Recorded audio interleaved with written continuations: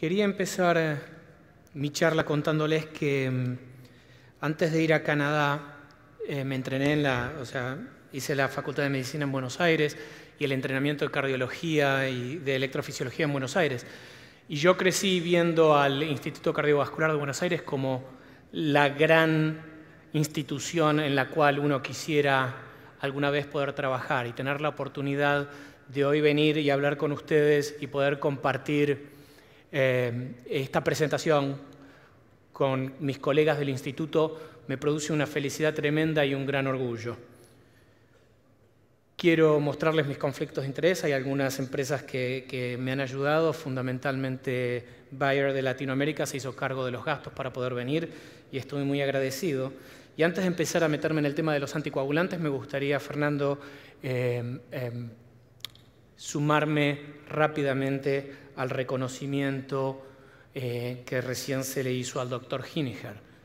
Yo empecé arritmias muy motivados por lo que eran en ese momento los maestros, la gente que nos enseñaba electrocardiografía. Y soy fiel testimonio de cómo Alberto puede transformar un concepto muy difícil en un concepto muy fácil y que a uno ese concepto le quede por los años y los años y los años. Estoy seguro que si él ahora me viera enseñar electrocardiografía, reconocería ese estigma que él ha dejado en toda la gente de mi generación.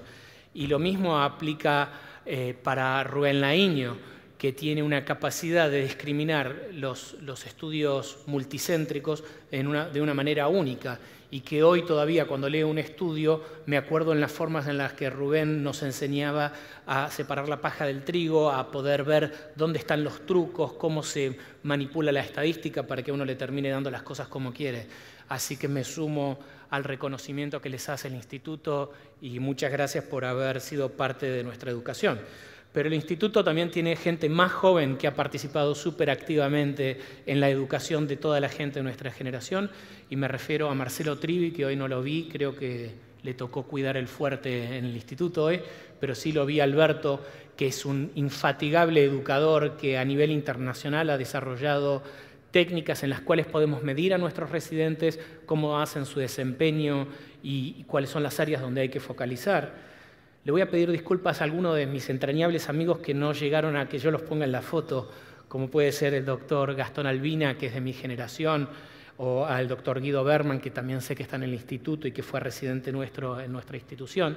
Pero sí quiero destacar a estos dos jóvenes. Con Fernando hemos dado nuestros pasos juntos.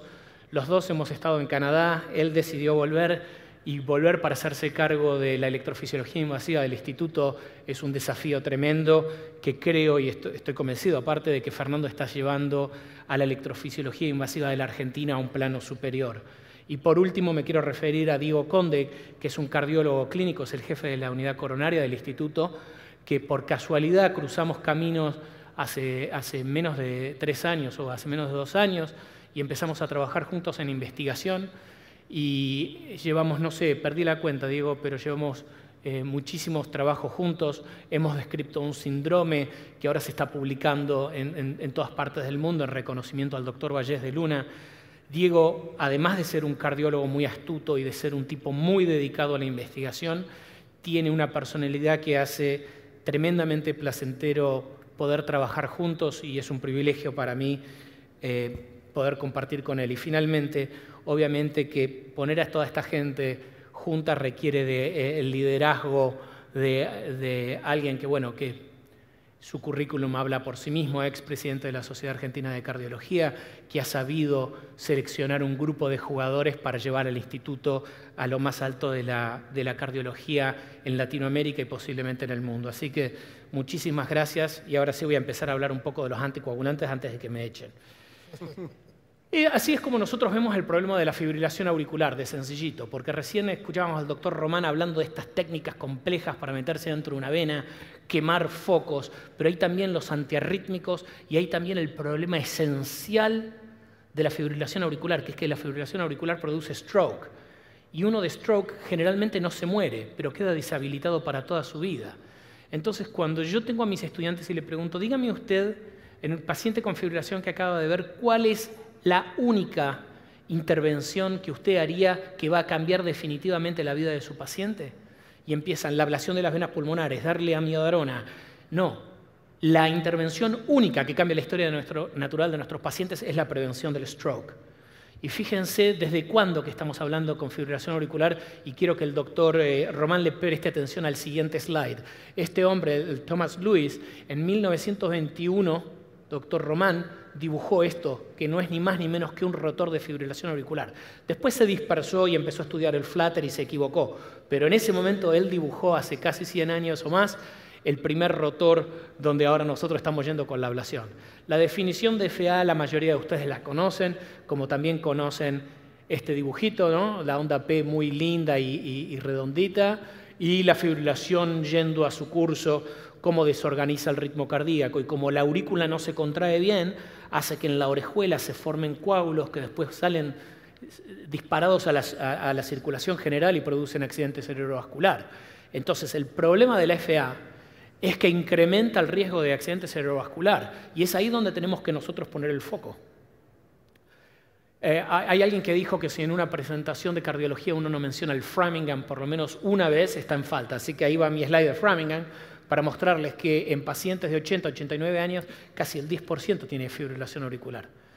Y para determinar qué paciente con FA tiene mayor riesgo de producir un accidente cerebrovascular, lo más importante es que ustedes apliquen un score de riesgo. Y por suerte ahora tenemos un score que es muy sencillo de recordar, que es el score de CHADS, que como ustedes van a ver, le da un punto si usted tiene insuficiencia cardíaca, un punto si tiene hipertensión, un punto si tiene una edad mayor de 75, un punto por diabetes y 2 puntos por si tiene un stroke o un accidente isquémico transitorio. Pero fíjense y quiero que se acuerden de este número. Si ustedes tienen un CHADS de 1, el riesgo anual de tener un stroke es del 3%. Quiere decir que nuestra población se podría inicialmente clasificar en los que tienen CHADS de 0, un más bajo riesgo, y en los que tienen CHADS de 1 o más, que tienen un muy alto riesgo de presentar stroke a un año. Fíjense cómo con estas preguntas tan sencillitas uno puede decir quiénes necesitan anticoagulantes y quiénes no lo necesitan. Para ser todavía más estrictos salió un nuevo score que se llama CHADS-VASc, que ingresa algunas variables más. ¿Y cuál es la importancia del CHADS-VASc y de acordarse cómo funciona el CHADS-VASc? Es que si ustedes tienen 2 puntos o 3, se va a 4% y a 6% el riesgo de presentar accidente cerebrovascular en un año. Y lo más importante de todo, de por qué hay que acordarse el CHADS-VASc, es porque ustedes podrían tener un paciente hipotético con un CHADS de 0. Digamos, doña Marta, que tiene 67 años de edad, que no tiene hipertensión, diabetes ni stroke, pero que tiene un infarto previo. Doña Marta tendría un CHADS-VASc de 3 puntos, porque es mujer, tiene más de 65 y tiene enfermedad periférica vascular. Con lo cual, ustedes en un CHADS de 0 pueden encontrar algunos pacientes con un CHADS de 3 que tienen casi 5% de riesgo de presentar un accidente cerebrovascular un año. Es por eso que hay que acordarse de este score también. Y ahí la tienen a Mercedes, vive sola, toma clases de teatro, de crítica teatral, fibrilación auricular de por lo menos 6 meses de duración, hipertensión arterial, está siendo medicada con ramipril y amlodipina, y diabetes tipo 2, medicada con metformina. Lo primero que hay que hacer con Mercedes, una vez que ustedes ven cruzar enfrente suyo un paciente con cualquier tipo de fibrilación auricular, es determinar cuál es el riesgo de sufrir un accidente cerebrovascular. Y para determinar ese riesgo, lo que tienen que hacer es medir el CHADS. Se hace un examen físico, por favor confirmen que tiene FA. Palpitaciones sola no vale, porque puede ser extrasístoles, puede ser arritmias diferentes de fibrilación auricular. Una vez que lo confirmaron, determinan el CHADS. En este caso es sencillo porque tiene un CHADS de 2 puntos. Esto, acorde a las guías internacionales, requiere de anticoagulación plena. Pero aparte, tiene un CHADS-VASc de 4 puntos. Quiere decir que su riesgo está superior al 7% por año de tener un accidente cerebrovascular.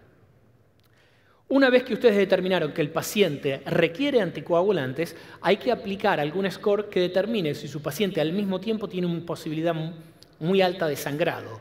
Cuando ustedes llegan a esta situación difícil, donde el riesgo de stroke es muy alto, pero el riesgo de sangrado es muy alto, es donde hay que individualizar el caso. Porque los scores como el Hasbled no son para contraindicar anticoagulación, sino para que ustedes hagan un seguimiento más cercano.